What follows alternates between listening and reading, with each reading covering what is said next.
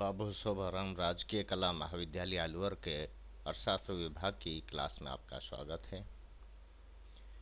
आज का हमारा टॉपिक है basic concepts of macro economics, समष्टि अर्थशास्त्र की मूलभूत अवधारणाएं। समष्टि अर्थशास्त्र के कई सारे कंसेप्ट हैं, कई सारी अवधारणाएं हैं, लेकिन आज हम जिन अवधारणाओं पर बात करेंगे उनमें मुख्य रूप से आर्थिक मॉडल, विभिन्न प्रकार के चर जैसे स्टॉक व प्रवाह चर, प्रत्याशित तथा वास्तविक चर राशि, इसके अलावा स्थितिकी, तुलनात्मक स्थितिकी व प्रावैगिकी, इन सब पर हम बात करेंगे।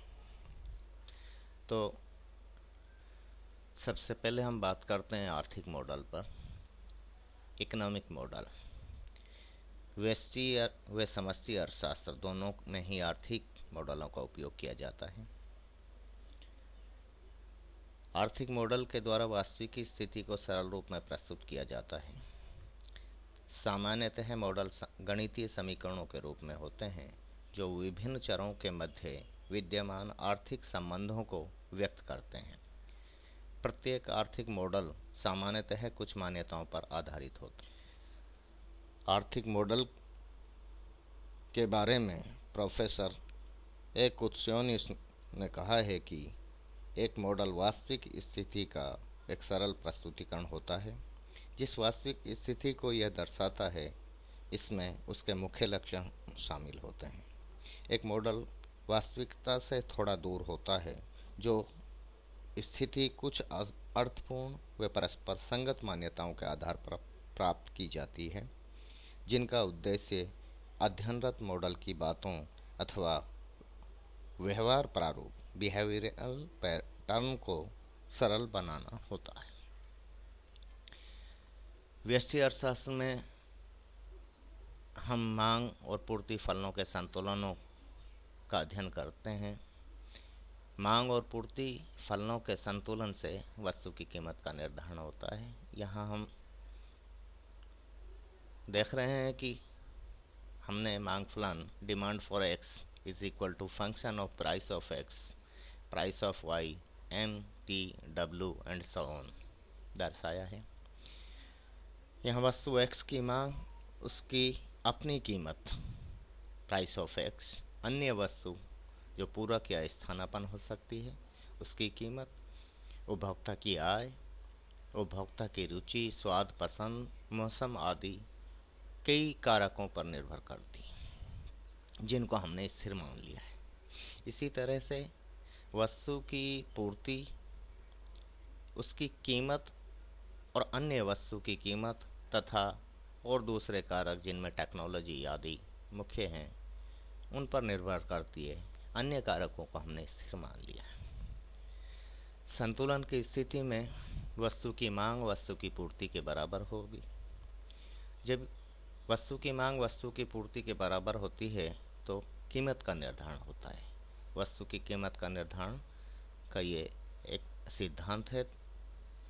तो इस तरह से हम कह सकते हैं कि एक मॉडल जो हमने मांग और पूर्ति के लिए, जिसमें एक से ज़्यादा यानी दो समीकरण हमने मांग का फलन, दूसरा पूर्ति फलन काम में लिया। दूसरी अवधारणा चरों की है, वेरिएबल्स। अर्थशास्त्र में चर अथवा चर राशि का अभिप्राय उस मात्रा से है जो विचाराधीन समयावधि में परिवर्तित होती हो।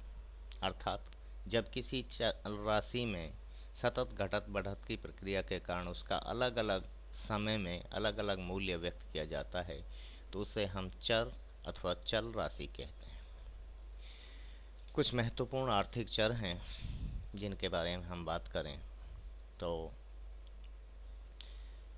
सबसे पहले हम बात करें स्वतंत्र चर तथा आश्रित चर या परतंत्र चर, independent variable and dependent variable. कोई चर अथवा चल राशि स्वतंत्र चर होगा यदि वह भिन्न भिन्न मान ग्रहण करने के लिए किसी अन्य पर निर्भर नहीं करता हो। उदाहरण के लिए वस्तु की मांग वस्तु की कीमत का फलन है। Demand for X is equal to function of price of X, ये मांग फलन। अब यहाँ हम मांग फलन में देख रहे हैं कि वस्तु की जो कीमत है वो स्वतंत्र चर है। कीमत में परिवर्तन के कारण वस्तु की मांग मात्रा में परिवर्तन होता है। तो वस्तु की मांग मात्रा कीमत पर निर्भर करी, तो वस्तु की मांग मात्रा जो है आश्रित चर हुआ।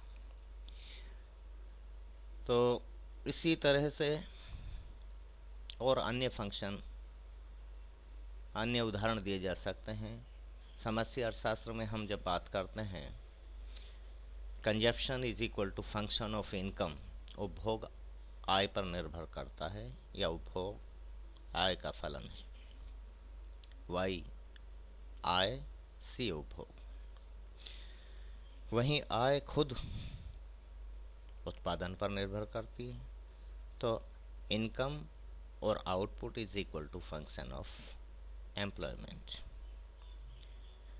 उपभोग आय पर निर्भर करता है, यहाँ आय स्वतंत्र चर है, परंतु दूसरे फलन में इसमें आय या उत्पादन रोजगार का फलन है, यहाँ पर आय आश्रित चर के रूप में।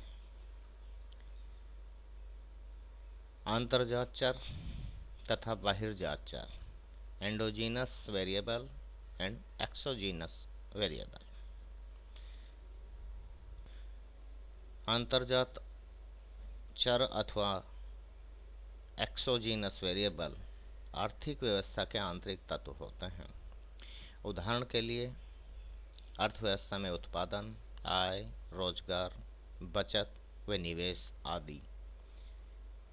परंतु बहिर्जात चर अर्थव्यवस्था में बाह्य तत्व होते हैं, जैसे जनसंख्या का आकार, श्रम शक्ति, शोध एवं अनुसंधान आदि। आर्थिक मॉडल के संदर्भ में अंतर्जात चर तथा बहिर्जात चर दोनों के बारे में हम बात करते हैं। तो बहिर्जात जो चर होते हैं ये मॉडल में बाहर से आते हैं और मॉडल में इनपुट का कार्य करते हैं, जबकि अंतर्जात चर राशि मॉडल के अंदर से निर्धारित होती है। उदाहरण के लिए हम मांग और पूर्ति के मॉडल की बात करते हैं। मान लीजिए एक वस्तु ब्रेड है, डबल रोटी है। डबल रोटी की मांग निर्भर करती है उसकी अपनी कीमत पर और उपभोक्ता की आय पर। बाकी अन्य तत्वों को हमने यहाँ दर्शाया नहीं। QD डबल रोटी की मांग, PB price of bread, double रोटी की कीमत, Y उपभोक्ता की आय और F फलन को दर्शाता है। इसी तरह से डबल रोटी की पूर्ति उसकी अपनी कीमत और आटे की कीमत पर निर्भर करती है। ये दो फलन हमने लिए हैं। यहाँ PF प्राइस ऑफ फ्लोर है। इन फलनों को यदि हम रेखाचित्र के माध्यम से दर्शाएं तो मांग फलन ऋणात्मक ढाल का और पूर्ति फलन धनात्मक ढाल का होगा। रेखाचित्र में हमने एक्स अक्ष पर डबल रोटी की मात्रा को दर्शाया है, वाई अक्ष पर वस्तु के रूप में यहाँ ब्रेड है, इसलिए ब्रेड की कीमत को। ब्रेड का मांग फलन DD और ब्रेड का पूर्ति फलन SS है। मांग और पूर्ति के संतुलन से ब्रेड की कीमत का निर्धारण होना है, जहाँ दोनों बराबर होंगे। बराबर जहाँ मांग और पूर्ति वक्र एक दूसरे को काटें। बिंदु E पर वह संतुलन की स्थिति है, जहाँ ब्रेड की मांग और ब्रेड की पूर्ति बराबर है। इस E बिंदु से जब हम Y अक्ष की ओर जाते हैं, एक लंब डालें, तो ब्रेड की कीमत का निर्धारण हुआ PB और ब्रेड की मात्रा QB। तो दो चरों का निर्धारण हुआ है। यदि उपभोक्ता की आय तथा आटे की कीमत स्थिर है, उस स्थिति में ये बात हो रही है। तो दोनों चरों का निर्धारण, ब्रेड की कीमत और ब्रेड की मात्रा का निर्धारण मॉडल के अंदर से हुआ है। इसलिए ये एंडोजीनियस वेरिएबल या अंतर्जात चर हैं।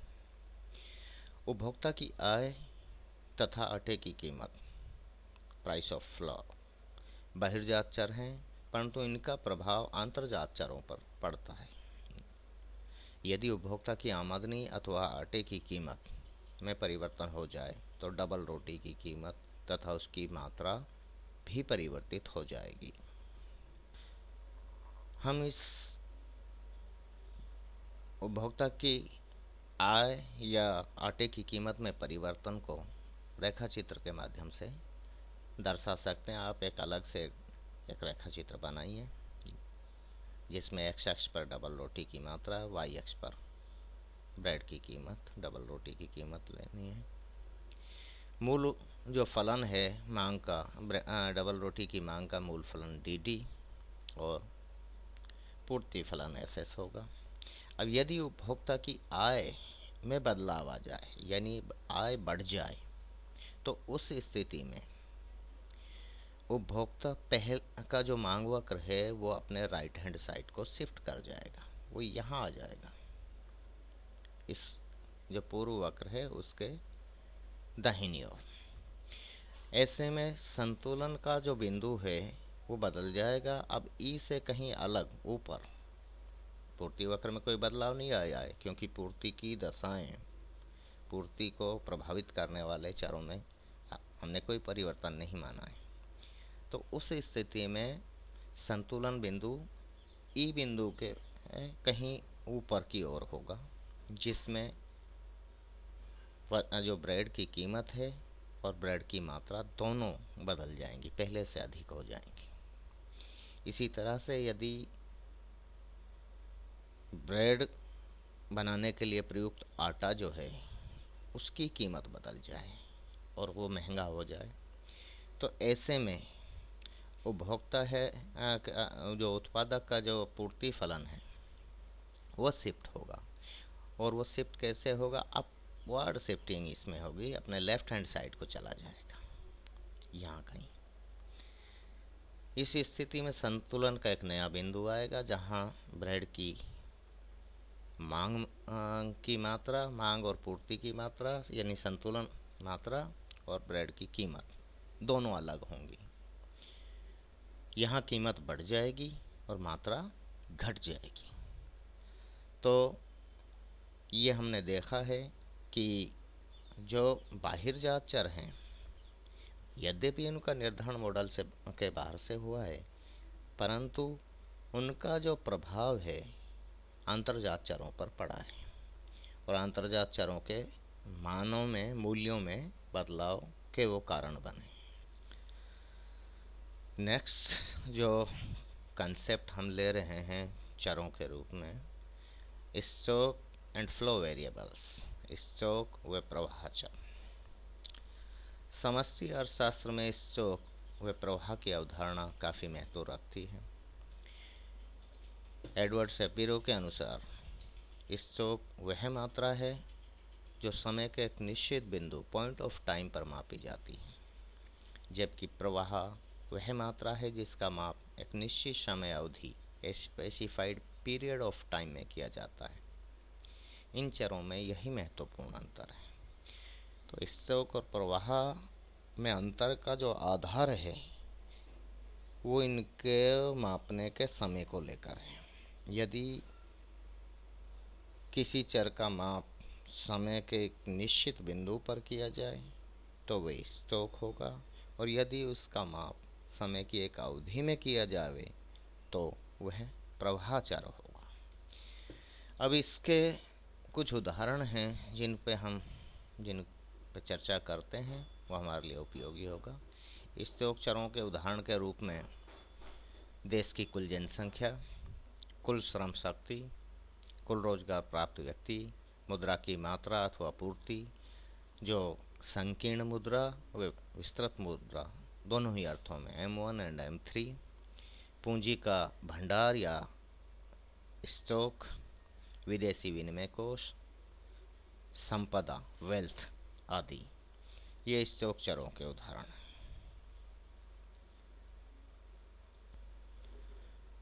इसी तरह से प्रवाह चरों के उदाहरण हम दे सकते हैं, जिनमें राष्ट्रीय आय, राष्ट्रीय बचत, विनियोग, निर्यात, आयात, श्रम शक्ति में वृद्धि, रोजगार में परिवर्तन, बचत घाटे, पूंजी स्टॉक में परिवर्तन आदि।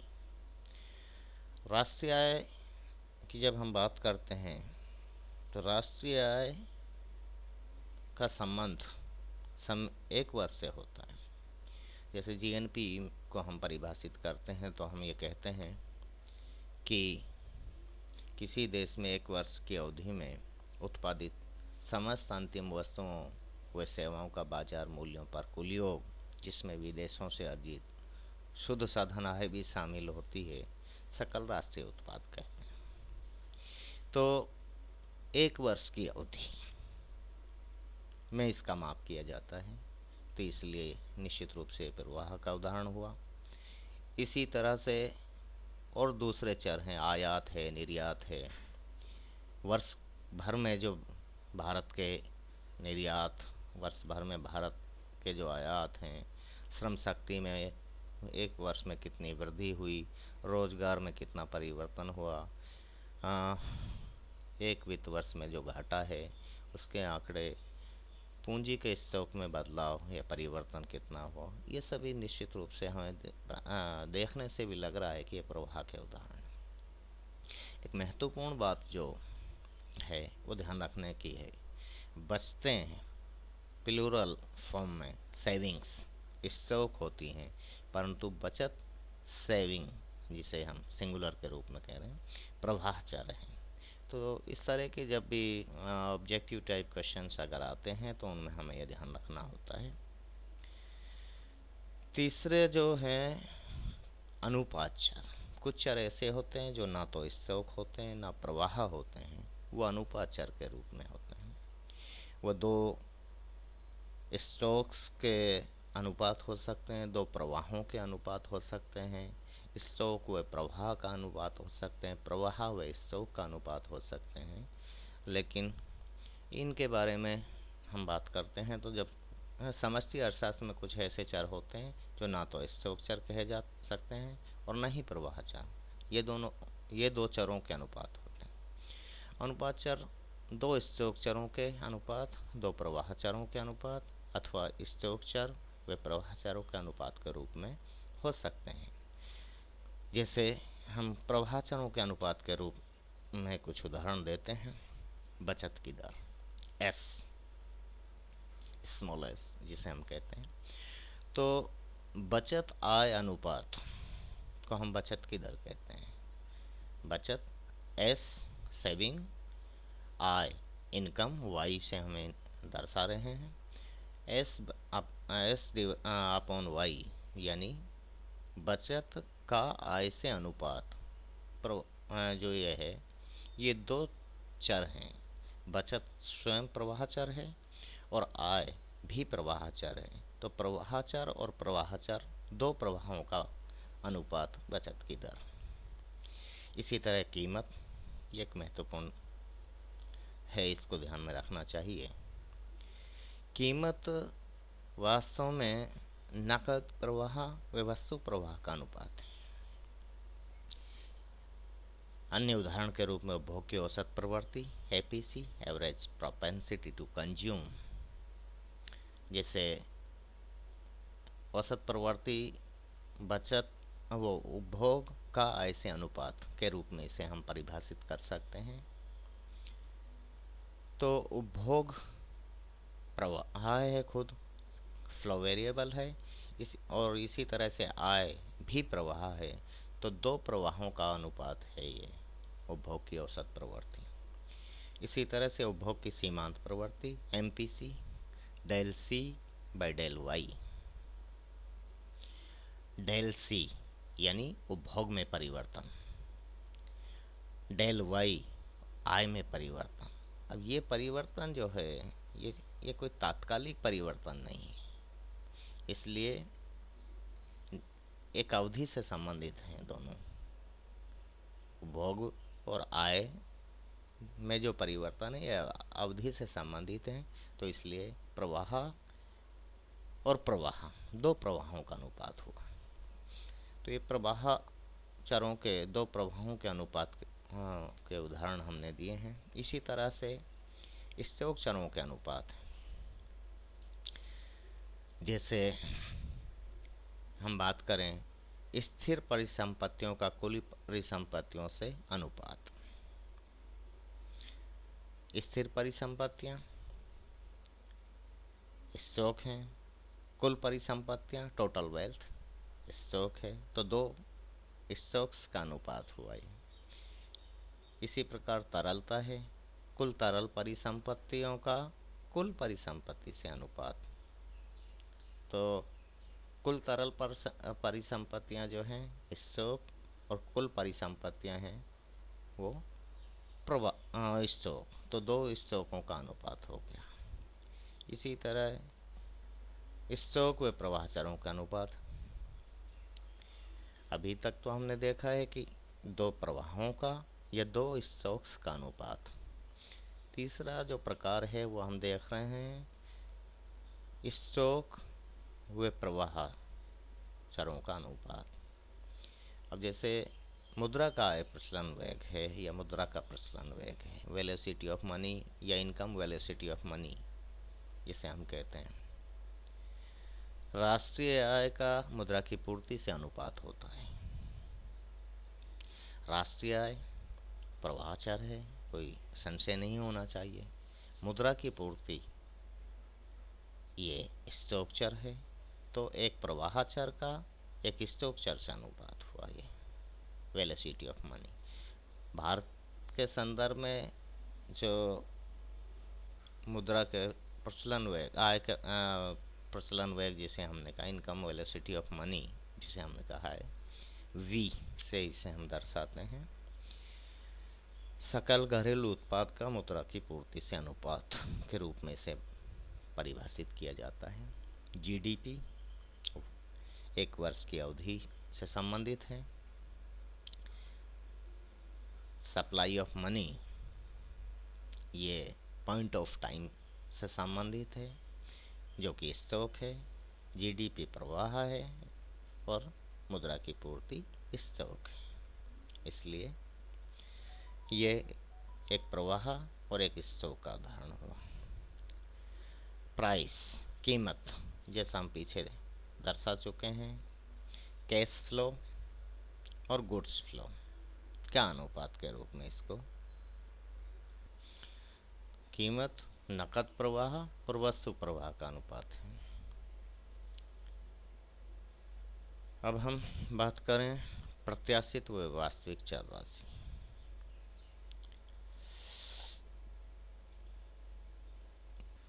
X and x post variable. अर्थशास्त्र में इन अवधारणाओं का प्रयोग स्टॉकहोम संप्रदाय के अर्थशास्त्रियों ने किया। प्रत्याशित चल राशि एक्स एंड का अभिप्राय किसी चर की उस मात्रा से जो कार्य से पहले बिफोर एन एक्शन अनुमानित की जाती है।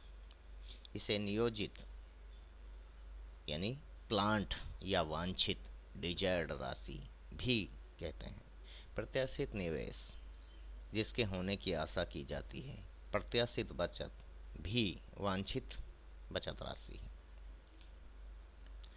अभी कार्य संपन्न नहीं हुआ है, एक अनुमान व्यक्त किया गया है, तो इस अनुमानित या प्रत्याशित एक्सपेक्टेड जो वैल्यू है उसको हम एक्स एंड या प्रत्याशित चर के रूप में जानते हैं।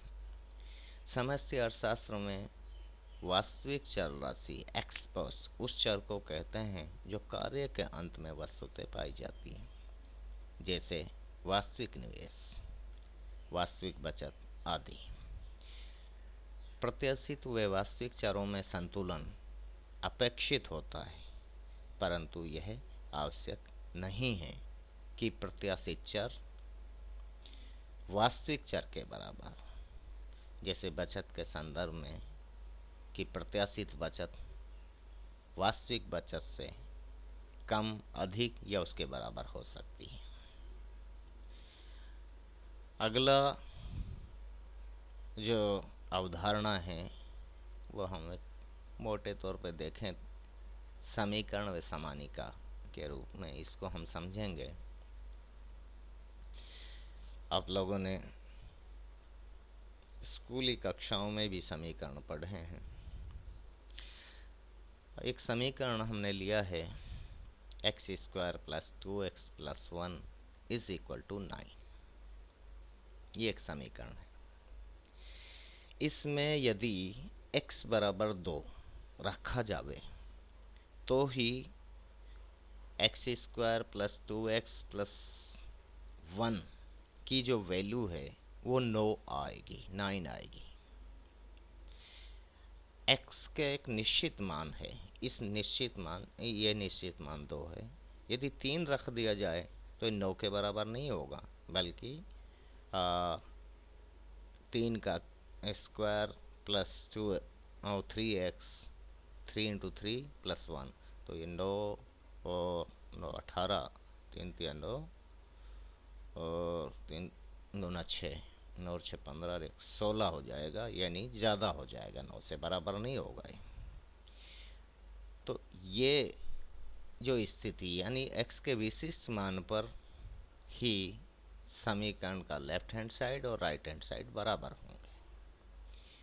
इसी तरह से जब हम ये समष्टि अर्थशास्त्र में आगे जाके पढ़ेंगे कि उपभोग फलन जो होता है, कंजप्शन C = जो मूल उपभोग फलन होता है, एक सामान्य उपभोग फलन C = A + BY के फॉर्म में होता है, B जिसमें उपभोग की सीमांत प्रवृत्ति होती है। यहाँ हमने एक उपभोग फलन लिया है C = 40 + 0.8y। अब यदि y = 100, y की वैल्यू 100 रखी जावे तो C = 120 होगा, और उस स्थिति में लेफ्ट हैंड साइड और राइट हैंड साइड दोनों बराबर होंगे। इसके अलावा ये दोनों बराबर नहीं होंगे। ये एक समीकरण के बारे में बात हुई। लेकिन समानिका जो हम अर्थशास्त्र में काम में लेते हैं, समानिका जो संबंध परिभाषा के आधार पर स्थापित किए जाते हैं, डेफिनेशनल होता है ये, उन्हें तत्समक या समानिका कहते हैं। जैसे इन्हें 3 रेखाओं से, आड़ी रेखाएं 3 खींची जाती हैं, इस तरह की, उनसे दर्शाया जाता है। मस्ट भी इक्वल होगा, ये होगा ही होगा बराबर।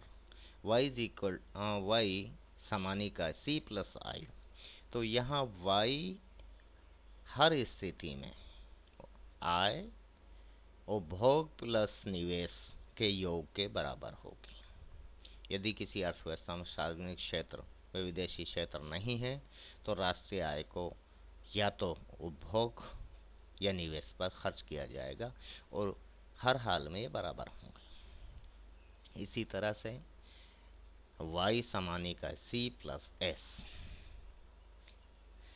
यहाँ पर भी लेफ्ट हैंड साइड जो आमदनी है, कुल आय है, वो कुल व्यय के बराबर होगी। अब उपभोग व्यय और बचत, ये व्यय है, यहाँ कुल उपभोग और बचत के रूप में इसको हमने दिखाया है।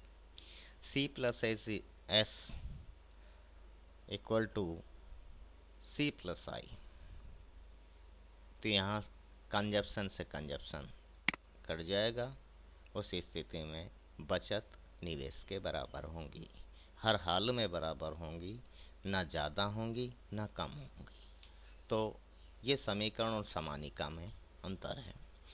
यानी समीकरण में तो एक निश्चित मूल्य पर ही समीकरण का left hand side right hand side के बराबर होगा, परंतु समानिका में हर हाल में वो दोनों बराबर होंगे, क्योंकि समानिका जो परिभाषा के आधार पर स्थापित किया गया संबंध होता है। तो आज हम अपना जो चर्चा है basic concepts of macro economics की यहीं रोकते हैं। नेक्स्ट जो लेक्चर होगा उसमें हम बाकी इसकी बची हुई अवधारणाओं पर बात करेंगे। Thank you. आप सभी का बहुत बहुत धन्यवाद।